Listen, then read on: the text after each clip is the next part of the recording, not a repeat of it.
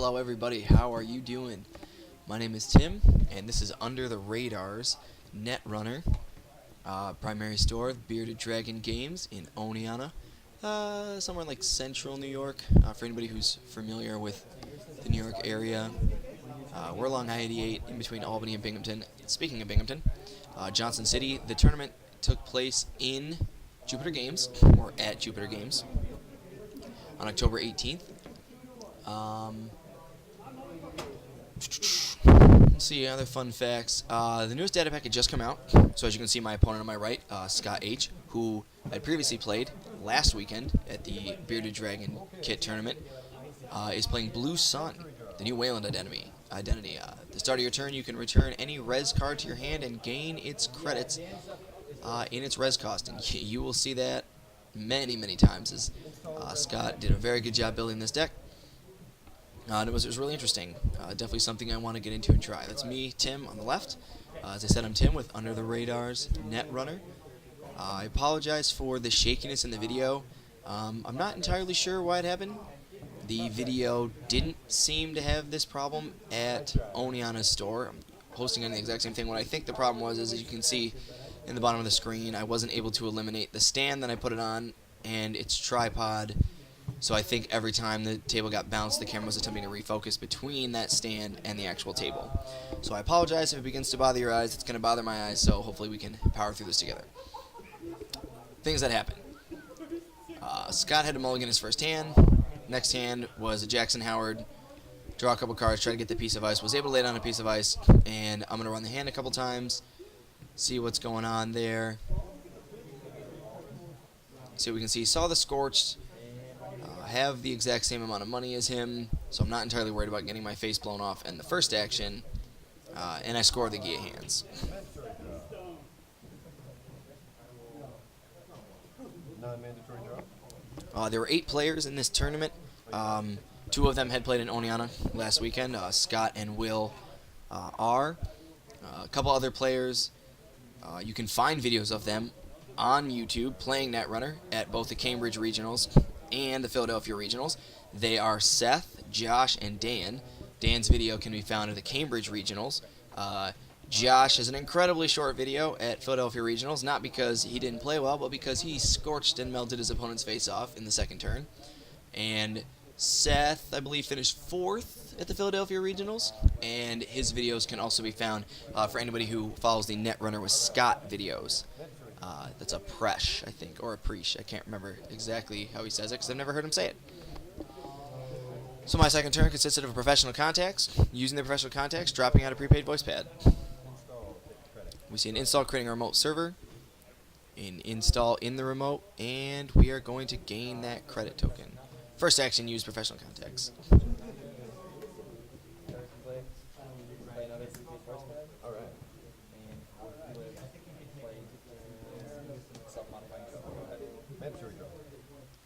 Playing out the other prepaid voice pad.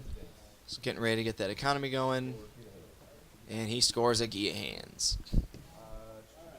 Attempting to make use of Kate's ability every turn. Super crucial, super important. Playing anything that doesn't cost 0 before you do play something that costs 0. Or trying to play one thing a turn that costs 1. Prepaid start making a lot of money. If you hit them early on, they're absolutely fantastic. Mid-game, obviously nowhere near as good. And late game, you should probably be wondering why you're playing them if you in fact are playing them out. I make a lot of interesting plays in this tournament. One of the plays I'm about to make right now, which I'm not entirely sure how I felt about it. I guess it's a good play. Seeing the power shut down, playing a second self-modifying code so that if he power shuts down for 0, I'm going to at least keep a self-modifying code. I wouldn't have any idea how the stack would work. I don't think there's no stack in Netrunner. If I was to wait for him to play the power shutdown for 0 and then sacrifice the self-modifying code for Data Sucker, if I would not be able to do that, or if I would, it's a question that's not for me. It's for people who are way better at this game than I am. So power shutdown for 0. There it comes, and I kick one of them. I wasn't going to kick both because I wanted to utilize the ability. Questionable play, possibly. I don't know. Not going to get to use both of them, though, because one of them's gone. Now they're both gone.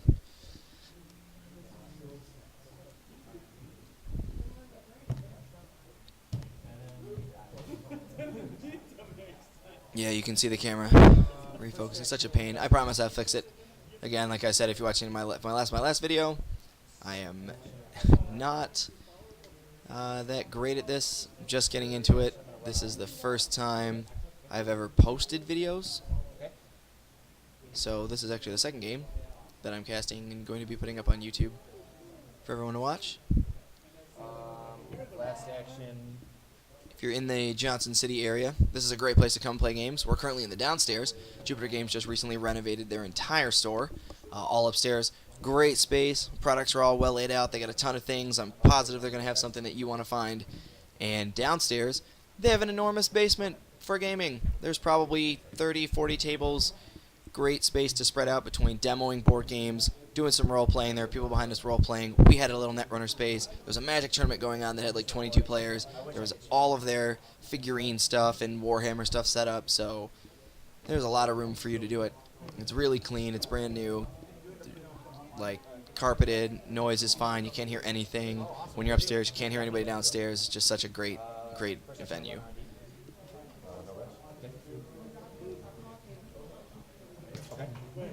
Seen an oversight AI, repeated excesses in R&D.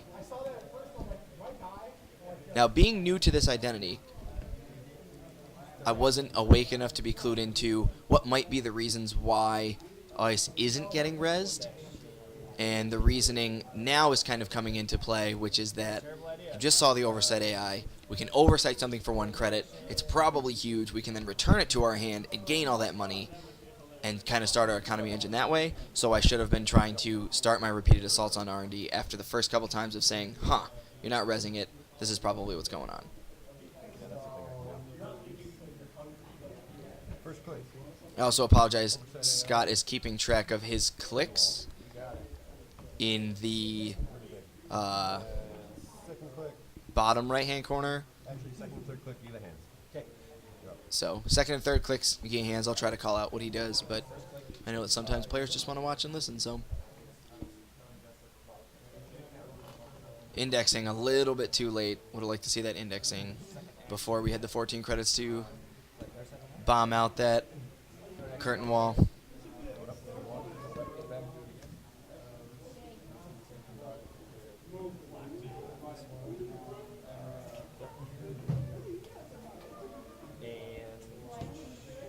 Last action, I will.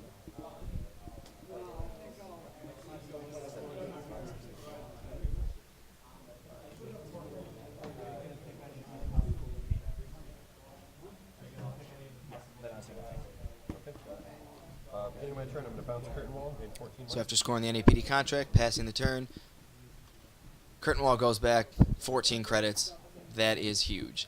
I'm going to admit I was really nervous because again, new identity, wasn't paying enough attention, was really expecting, hey, you stole an agenda, let me pull this back and score 14 credits, and then mid-season, double scorched your face. Since I had seen a scorched in his hand, we had already seen a scorched in R&D, we were expecting it to be coming. First click, professional contacts. Second click, professional contacts. Third click, data center.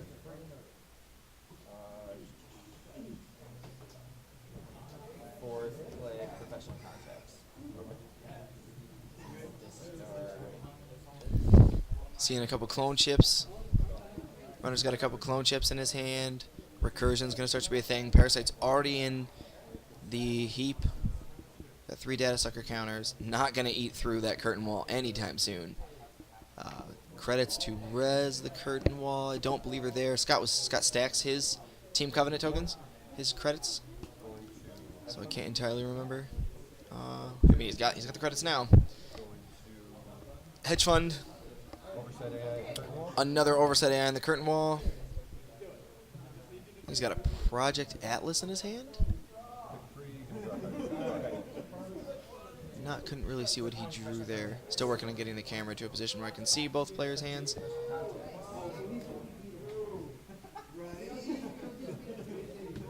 3, phone chip. Click 4, sugar.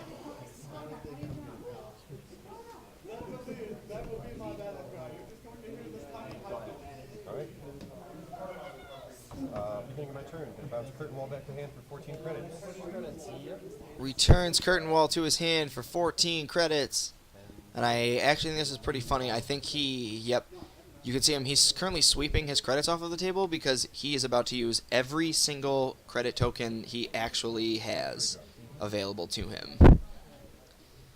So I'm not in the mood to run anytime soon because I'm really worried at this point about getting mid-season and my face blown off. So I don't know what parts of the combo piece he has. I know that that's not true. I know he has 2 Scorchsters. I don't know yet if he has the mid-season or the C-Source. I know he didn't have it before. He's drawn a couple cards. He might have it now.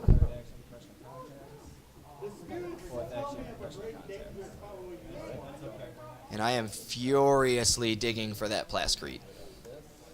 Furiously digging. Professional Context certainly does a great job at digging. I'm going to stick with my argument. I would say Professional Context just single-handedly can win you games. Start building your rig, especially with Kate. 2 cards, 2 money, drop something for free, drop something that costs 0. Just start getting the rig out there. Install paying 1. And advance it. Now we got all the money, icing up R&D, making sure we're not getting in. Got the centrals pretty protected. Pretty sure it's a curtain wall in front of his hand. Professional Contacts, first 2 actions. Gonna install, advance, advance. So I'm really scared right now because if that's a posted bounty, I'm going to die. So the decisions here are, is the 3rd click going to be Professional Contacts, or to dig for the Plascrete, or is it run that, see the posted bounty, and get your face melted off? And at this point, I guess it's a gamble, playing some tells, whatever you think it might be. If I really thought it was a posted bounty, then I have to run it. And I don't have a choice. So if he has the mid-season or the C-Source, I die anyway. So without anything to play, I might as well just go for it. I'm going to try to net as much money as I can. Dropping a Dirty Laundry. So Bastion comes out to do some complicated stuff here.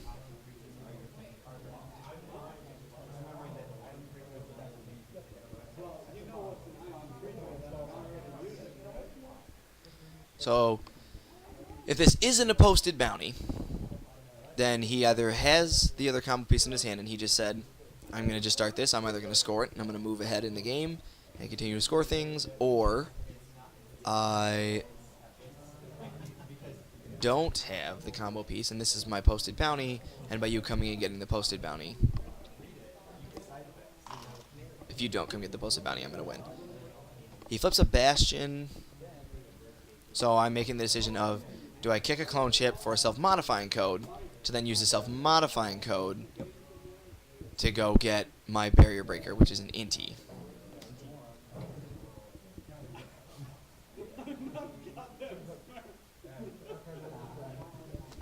So go get the Inti. Most likely going to be use some data sucker counters. I'll pay 1 and break it. And then I'll access.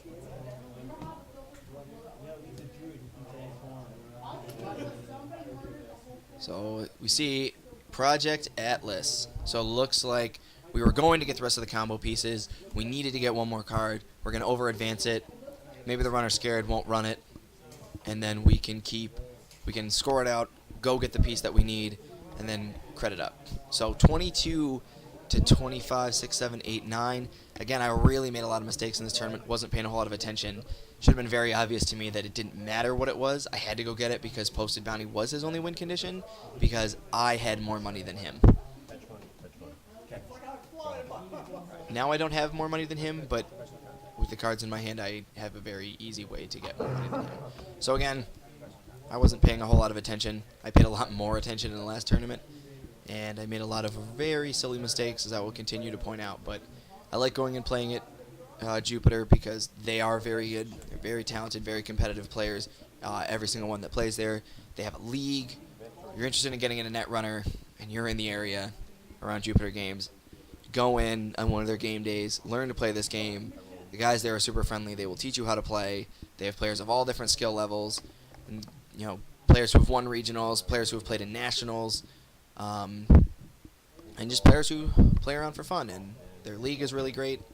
They have a collective card pool, so your opponents can only play you with the cards that you have, so you're never at a disadvantage if you just didn't have the money to spend, or if you're still getting into it, you don't know how you feel. So yeah, I encourage you to check it out. Check this game out. It's a really great game. It's a lot of fun. This is just a swell group of guys.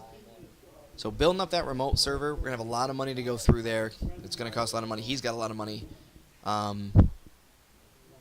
With the combo pieces most likely in hand now.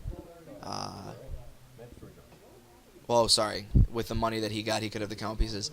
That's just a lot of money, and if we can drop a couple agendas in there, force a runner to spend a ton of credits to go through, maybe they can't continue to do it.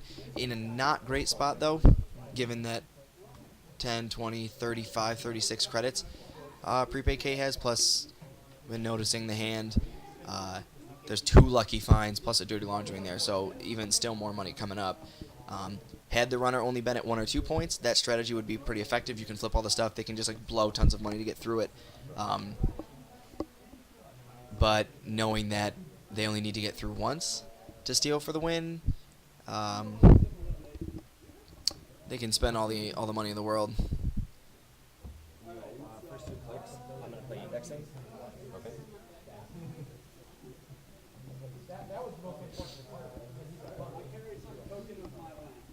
So we're going to let him score that. Res Archer. What we're going to do is we're going to attempt to just turn the focus over to R&D and see what we can get there. This is about to be expensive because I'm going to have to do what I did before, which is a real pain.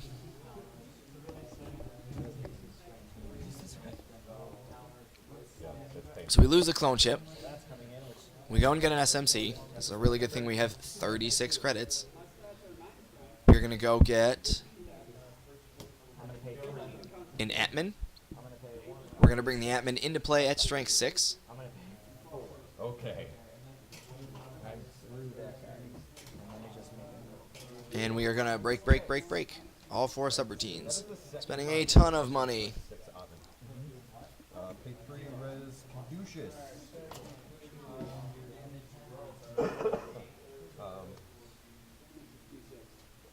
Caduceus.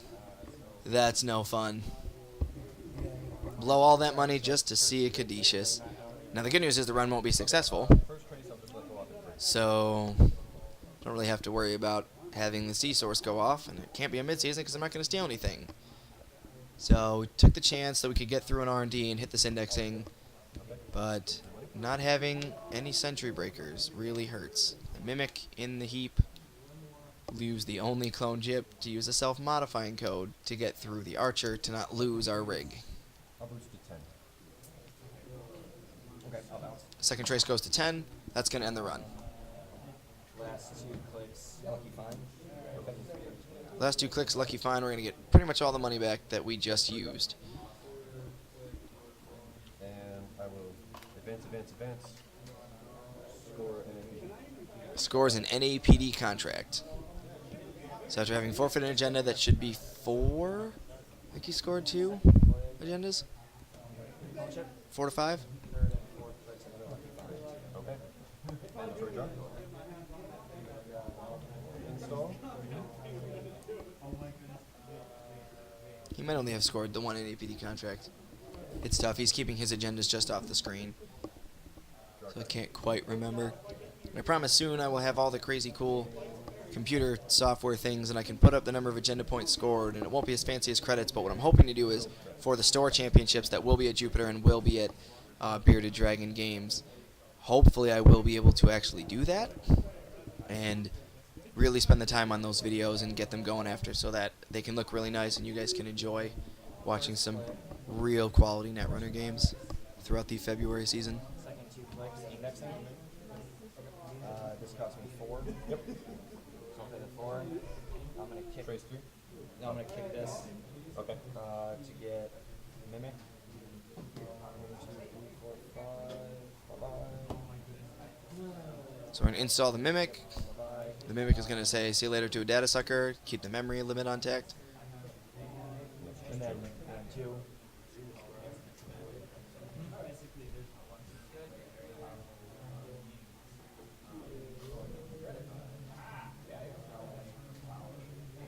Well, that's irritating. No agendas.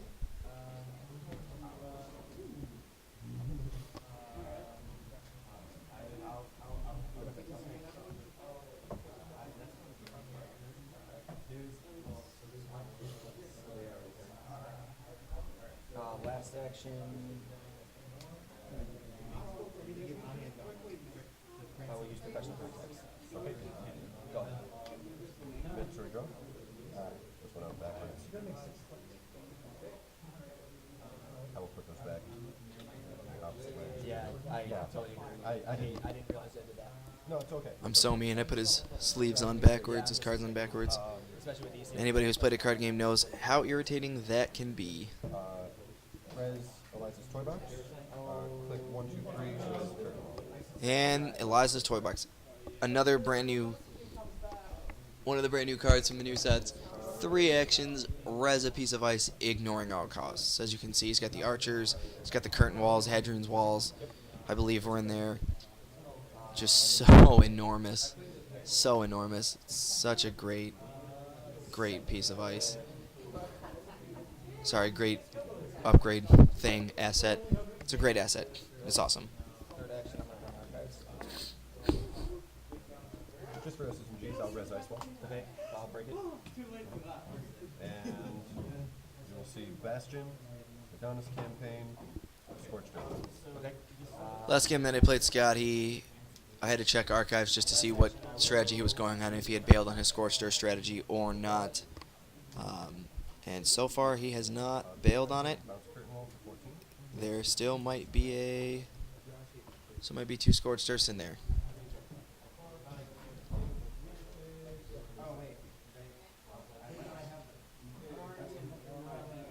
Mandatory draw. Click 1 to install. Click 2 install. Scorched Earth isn't. I was having a conversation with Scott and a couple of the other guys. Scorched Earth isn't part of their meta. So me and Scott were the only 2 players playing Scorched Earth decks down there. Except I'm so used to playing against Scorched Earth in my local meta that I have the Plascretes. So unfortunately, I shut him down.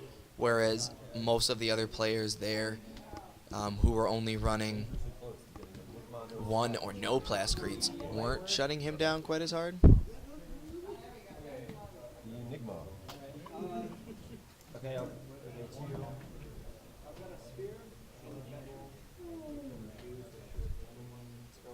I'm legwork. We see a Scorched Earth, some card I can't see, and a Jackson Howard. I'll trash Jackson Howard. And the Jackson Howard gets trashed. So whatever the other card was, it was not an agenda. Which led me to believe there are no points in his hand, but after seeing the other Scorched Earth, just to be safe, planning out a second Plascrete. Because money is not something that I have. So it's actually really cool. You oversight the curtain walls, you bounce the curtain walls to your hand, and then reinstall them in the outermost servers.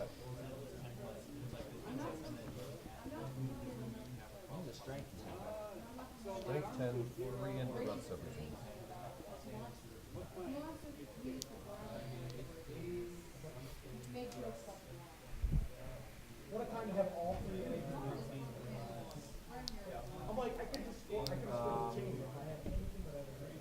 First click, I run your hands.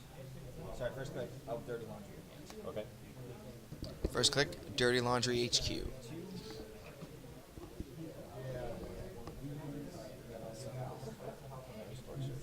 Scorched Earth. What a surprise. Personal contact. Down to 1 card left in my deck. Yeah, Diesel, super helpful. Not really. Let's draw that card. I will attempt to play the game with the 5 cards that are in my hand. Good luck. So now, even glad I had those 2 Plascretes because I have 5 cards left in my hand. So if I was ever to take lots of meat damage and had no cards in my hand, I would be able to take 8 of it, I guess. I would say at this point the game's slowly getting out of my hands. I I mean, it's going to cost me like a stupid amount of credits to do anything. I could legwork, but I'm assuming that once I try to do it, Eliza's Toy Box is going to have rezzed enough stuff in that server that the ice that's going in there is just not going to matter. There's an install in front of HQ just to be safe so that we can't even try to do it. That's the only same old thing that I have. So if an indexing's coming out or legwork's coming out, it's got to hit, it's got to land, it's going to be the only one. Other than that, we're just going to spend tons of credits to get into one server, and with the only current money generation professional contacts, life is going to hurt. I see some math being done.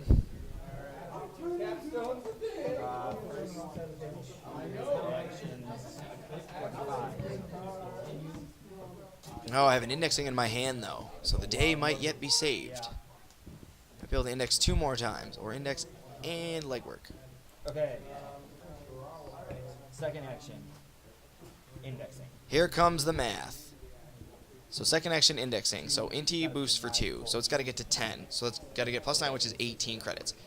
So now INT is at that. It has to spend 3 credits to break through. 1, 2, 3, it breaks through. 4 on the archer. Okay. Using this, you can gain 2 money. Yay, money. I am going to break 1. You can gain 3 money. Yay. I get a data So sucker. giving him the money on both of those. I get a data sucker counter, You actually got your- and I see 5 cards. But now the data sucker with 4 counters is going to allow the 4 counters to click admin down, making it so I only have to spend 1, 2, 3, 4, 5, 6, 7 credits to get back in and score the government contracts that's on top of the deck. Sorry. No, that's okay. I was ready for it this time. So I'll rerun here. I'm going to spend these 4 to bring curtain wall down. Down to 6. I'm going to spend 3 to break it. Okay. I'm going to spend 3 here. Yep. Another 1 there. That's all of 4. And I'm going to access the top card. All right. Is that okay? It's game. Well played. Very well played. And that is the end of the game. Pulling the government contract. So a ton of money had to get spent. Eliza's Toy Box having some fun. Blue Sun having some fun. Me and Scott had a really great conversation about this. He talked about how he just couldn't resist. He loves Wayland. He obviously was going to play this new identity. He was actually the only one playing this new identity, but the runner identity, I believe Josh was playing. I didn't get a chance to play against Josh, but my friend Jake did. Jake from the last tournament. He did get to play against him, and he was playing Quetzal. Josh and I had an interesting conversation about Quetzal. I'll attempt to cover those in some of the later, some of the later videos. But that was game 1. So coming up in a little bit, hopefully, next up is game 2. I hope you guys tune in and check it out. I wasn't sure because I